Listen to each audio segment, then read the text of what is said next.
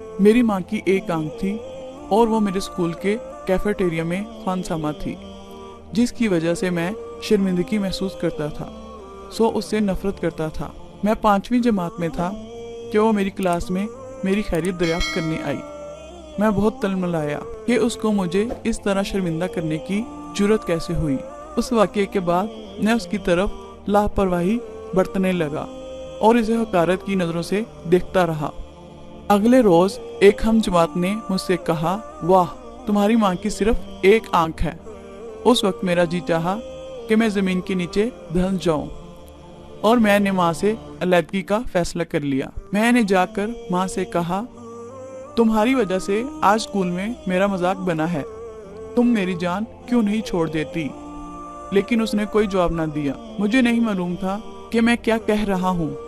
मैं माँ के रद्द अमल का एहसास किए बगैर शहर छोड़कर चला गया। मैं मेहनत के साथ पढ़ता रहा। मुझे किसी गैर मुल्क में तलीम हासिल करने का वजीफा मिल गया। तलीम मुकम्मल करने के बाद मैंने उसी मुल्क में मुलाजमत इख्तियार की और शादी करके रहने लगा। एक दिन मेरी माँ हमसे मिलने आ गई। उसे मेरी शादी और बाप बनने का इल्म ना था। वो दरवाजे के बाहर खड़ी रही और मेरे बच्चे उसका मजाक उड़ाते रहे। मैं माँ पर चीखा, तुमने यहाँ आकर मेरे बच्चों को डराने की जुर्रत कैसे की। बड़ी आस्तीगी से उसने कहा, माफी चाहती हूँ, मैं गलत जगह पर आ गई हूँ, और वो चली गई। एक दिन मुझे अपने बचपन के शहर से एक मजलिस में शमूलियत का दावतनामा मिला, जो मेरे स्कूल में पढ़े बच्चों की पुरानी यादों के सिलसिले में था। मैंने अपनी बीवी से झूठ बोला कि मैं दफ्तर के काम से जा रहा हूँ। स्कूल में इस मजलिस के बाद मेरा जी चाहा कि मैं उस मकान को देखूं जहां मैं पैदा हुआ था और अपना बचपन गुजारा था। मुझे हमारे पुराने हमसाये ने बताया कि मेरी माँ मर चुकी है, जिसका मुझे कोई अफसोस ना हुआ। हमसाये ने मुझे एक बंद लिफाफे में खत दिया कि वो माँ ने मेरे लिए दिया था। मजबूरी में मैं वो लिफाफा खोलकर पढ़ने लगा।